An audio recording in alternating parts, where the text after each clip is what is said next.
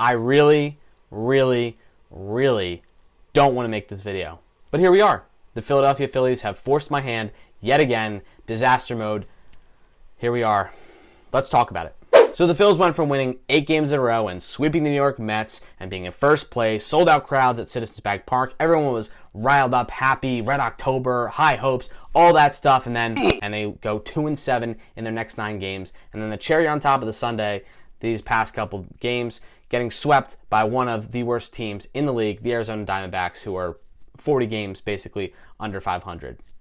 Just can't happen. You really don't know what you're going to get from this team. One week they're going to win a bunch of games in a row and look like they're a really good baseball club, and then the next week they will not be able to do anything and just look horrible. And as a fan for all my life, I just want to see playoff baseball. It's been over 10 years since 2011. I just want to see them in the playoffs. I don't care if they win. I don't care if they get swept. I don't care if they lose in the first game of the wild card. Like, it does not matter. I don't care how they get there. I just want to see them in the playoffs. Can we make a wish happen, please? Now, 4 games back of the Braves in second place with a lot of issues and a lot of things going on with this club. I want to pinpoint the one thing that's really stuck out to me in these past couple series. The main reason why the Phillies have not been successful has been the offense. Plain and simple. First series against the Dodgers, they lose 2 of 3. They score 4 runs in 3 games. Not going to cut it. Next series against the Reds, they lose 2 of 3. They score 11 runs. Definitely better, not great. And then in the third series against the Diamondbacks, those first 2 games, they scored 4 runs. They lose those first 2. 4 runs on 7 hits, which is atrocious against a Diamondbacks team that has the second worst ERA in baseball at 5.23. And then the last game here today, they lose 6-2. They get 2 runs. I think they get 7 hits. Just to put that into perspective with the Diamondbacks of how bad their pitching really is, the Dodgers have the MLB best ERA at 3.06. That's a complete stark difference just to show you how bad this Diamondbacks team is. They've given up. They've thrown in the towel. They're tanking. And then here they are sweeping the Phillies. And this is more of the Phillies shooting themselves in the foot. This happened last year. This has happened in years past where they've gotten gifts. They've gotten teams in front of them losing. All they had to do is beat the teams that they should beat, and they can't do it in the clutch moments. They just can't. And it's so annoying. It's really frustrating. It makes me sick to my stomach. So let's dive a little deeper into the Phillies' struggles on offense. Why aren't they hitting? Why aren't they being able to be successful at the plate? I think the main reason in particular is that they're pressing. Ruben Amaro Jr. made this point on Phillies Postgame Live, and I agree with him. They're taking too big of hacks at the plate. They're swinging out of their shoes, trying to hit home runs, not being relaxed, not being poised at the plate. They're getting really good pitches. They had gotten really good pitches in this Diamondback series, fastballs right down the middle, and they're just completely missing them. Their approach is not there at all. They're swinging too hard. They have to relax, and that's something that where you're in a pennant race and you're trying to press. Look at the team in front of them in the Atlanta Braves. They're a team that hits the living bejesus out of the baseball because they're relaxed, they're poised. Freddie Freeman, that guy just never seems to slow down. He's so relaxed at the plate. Whereas you look at Bryce Harper,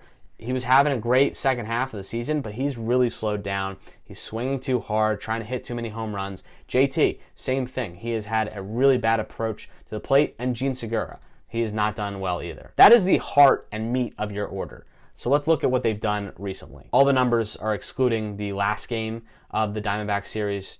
It doesn't really make a big difference. If anything, it makes them look worse. So just take that into account. Gene Segura, usually either at the leadoff spot or the 2 spot.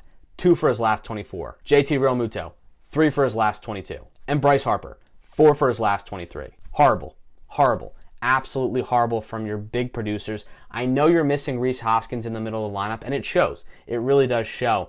But with your guys in that position, not being able to get on base, not being able to get knocks, and not being able to produce, it's just a recipe for them not being able to score runs. So that's really a fine line. If you're looking at something in their order, it's there. Basically, this whole team is in a collective slump. I know I touched on the meat of the order and the top of the order, but the whole team, top to bottom, no one is hitting over 300 in those last stretch of games. No one's really getting on base, and just no one's being able to produce. So when you don't have runners in scoring position, you're not really going to be able to score a lot of runs in general. Another big thing with this offense and being able to kind of get them jolted and started, they don't have a consistent leadoff hitter. It's been a few guys rotated throughout the year. They have not been able to find someone that's been able to produce, and that's been huge. They really haven't found guys that have been able to get on base in the top of the order. Sure, Gene Segura has been a hit machine all year until this recent slump, but other than that, no one's really set the tone for this team, and they do not have a consistent leadoff hitter. That's a problem, and it needs to be addressed. That goes without being said, but they have to address it in the offseason. So to recap, the Phillies have struggled because their top hitters have not been able to produce. They are swinging too much out of their shoes and they're pressing, and also they don't have a consistent leadoff hitter. All of those points are a recipe for disaster for this offense, and it showed recently. And I think that it will continue to show until they get Rhys Hoskins back, until they get a consistent leadoff hitter and get things going. The Phillies are in a bad spot offensively, and it's going to be hard for them to get out of it. But overall, I just wanted to touch on the struggles of this team recently and why they're only one game over 500, 4 games back of the Braves.